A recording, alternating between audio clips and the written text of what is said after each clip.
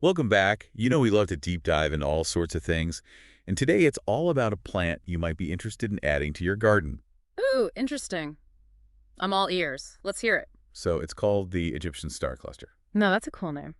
Right. Or Pentas lanceolata, if you want to get technical. I see. Got it. So our source material is a blog post. Okay. It's by Ang.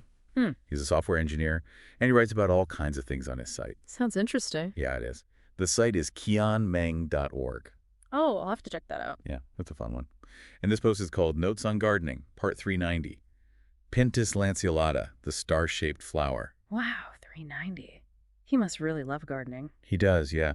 And the post was actually published today, December 17th, 2024. Oh, wow. Talk about a timely deep dive. I know, right? So, what caught his eye about this Pentas lanceolata? Well, he spotted it at the grocery store. At the grocery store. Now, that's not where I'd expect to find a plant like that. Right. It makes you wonder what kind of grocery store he goes to. That's what I was thinking. It must have a pretty amazing plant section. I'd love to see that. Me too. Ang was really intrigued by the plant's leaf shape Interesting. and the fact that it's a perennial shrub that can be propagated through cuttings. Ah, So that means you could basically take a cutting from the plant and grow a whole new one. exactly. It's a great way to multiply your plants, and it's usually pretty easy to do with Pentas lanceolata. Yeah, it sounds like a gardener's dream. You'd think so, right? But here's the thing, he didn't actually buy the plant. Wait, what? Why not? That's the million-dollar question, isn't it?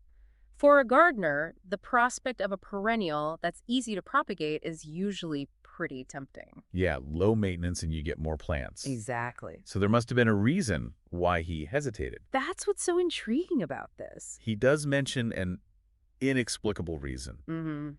I wonder if it has something to do with the plant's specific needs. Maybe he was worried it wouldn't do well in his garden. It could be. Pentas lanceolata can be a bit particular about their environment. They need well-drained soil and lots of sun, but they don't like to be too wet, so maybe he was thinking about his garden's layout and soil type before committing. Makes sense. And there are different varieties of Pentas lanceolata, right? Yes, that's right. Some are better suited to certain climates than others. Oh, yeah. Some can handle more heat, some prefer cooler temperatures. I see. So he might have been checking to see if that specific variety he found was a good fit for his area. Good point. Plus, let's not forget about pests. Pentas lanceolata attracts pollinators, which is great. Yeah, butterflies and hummingbirds. Exactly. But they can also attract some unwanted visitors like spider mites and aphids. Oh, I see. So a seasoned gardener like Ang would definitely be thinking about those things too. It sounds like there's a lot more to consider than just liking the look of a plant. Absolutely. It seems like Ang is really intentional about his gardening. He's not just buying plants on a whim. Yeah, it's clear that he puts a lot of thought into his choices. And that brings us to this really interesting detail he mentioned, adding the Pentas lanceolata to his long-awaited plant species list. Long-awaited plant species list. Now that sounds fascinating. Doesn't it? What do you think it means? Well, it definitely suggests a certain level of curation, doesn't it? Like he's not just buying any plant that catches his eye. He has a plan. Yeah, a vision for his garden. Exactly. And he's Okay. carefully selecting plants that fit into that vision. It's like building a collection. I like that analogy. So instead of giving in to impulse buys, he's thinking long-term and choosing plants that he knows he'll really appreciate. I wonder what other plants are on that list and what criteria he uses for choosing them. That's what I want to know too. It's like he's got this whole secret world of gardening going on. I know, right? It's amazing to think about the thought and care that goes into creating a garden like that. It seems like there's so much more to learn about Ang and his approach to gardening. Definitely. This simple blog post about a single plant has opened up a whole world and possibilities. It's making me rethink my own gardening decisions. Me too. Maybe it's time I started my own long-awaited plant list. This long-awaited plant species list has me really intrigued. Me too. It makes you wonder what kind of criteria Ang uses to decide which plants make the cut. Right. Like what makes a plant long-awaited? Well, it could be a plant that's particularly rare or hard to find. Maybe. Or maybe it has some unique feature that makes it stand out from other plants. Like the Pentas lanceolata with its star-shaped flowers. Exactly. But remember, he was also drawn to the plant's leaf shape. Yeah, he mentioned that specifically. So it seems like he's looking beyond just the blooms. Interesting. He's appreciating the whole package, the leaves, the structure, the overall form of the plant. I see what you mean. It's like he's looking for plants that will add visual interest to his garden on multiple levels. Makes sense. Pentas lanceolata definitely has that going for it. Right. It's not just a pretty face. And they're known for their long blooming period, aren't they? That's right. So they'd provide color and interest in the garden for a good stretch of time. I bet that's a big plus for Aang. Definitely. And let's not forget, they're relatively low maintenance once they're established. Oh yeah, that's always a good thing. Especially for busy gardeners who don't have a ton of time to spend fussing over their plants. And he did mention that it's a perennial shrub. So it'll come back year after year. Exactly. Which means less work in the long run. Right. And it adds a sense of permanence to the garden. Maybe that's part of what makes it long-awaited. It's like he's choosing plants that will become a permanent fixture in his landscape.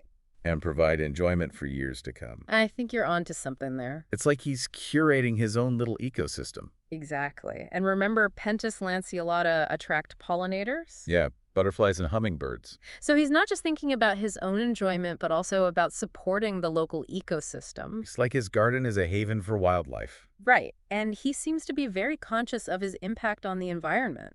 Like with his support for those organizations you mentioned earlier. Yeah, the Electronic Frontier Foundation, the Free Software Foundation, the Tor Project, Wikipedia. It's like he sees a connection between his online and offline pursuits.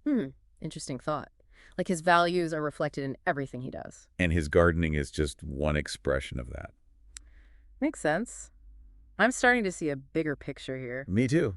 It's like this blog post has given us a glimpse into Aang's whole philosophy on life. It's amazing how much we can learn from just a few simple observations about a plant. I know, right?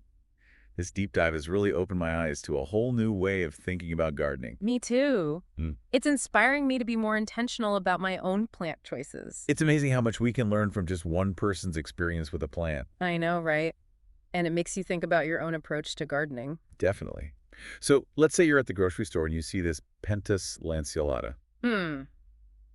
What would I do? Yeah, what goes through your mind? Well, first of all, I'd probably be surprised to see it there. Me too. It's not exactly a common grocery store find. Right. But let's say they have a great plant section like Aang's grocery store. Okay, so you're there and you see this beautiful Pentas lanceolata. I'd have to take a closer look. Of course. What are you looking for? Well, I'd want to check the overall health of the plant. Makes sense. See if the leaves are nice and green, no signs of pests or diseases. Yeah, you don't want to bring home a problem. Exactly.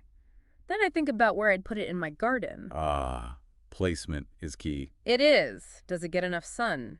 Is the soil well drained? Right. Those are important considerations. And I'd think about the other plants I have and whether the Pentas lanceolata would fit in aesthetically. You want to make sure it complements its surroundings. Exactly. So it's not a decision I'd make lightly. It sounds like you're taking a page out of Aang's book. Maybe I am. He's definitely inspired me to be more thoughtful about my gardening choices. And it's not just about the plants themselves, right? No, it's about the whole experience. The connection with nature, the creativity, the joy of watching things grow. Exactly. It's a whole process, a journey. And it can be really rewarding. Absolutely. And who knows, maybe we'll all discover our own long-awaited plants along the way. I like that. So to wrap things up, Yeah. we've learned so much from Aang and his Pentas lanceolata encounter, We've learned about the importance of being intentional with our plant choices. considering their needs, their history, their impact on the environment. And we've learned that gardening is more than just a hobby. It's a way to connect with nature and express ourselves. It's a source of joy, creativity, and wonder. So thanks for joining us on this deep dive. It's been a pleasure. And happy gardening, everyone.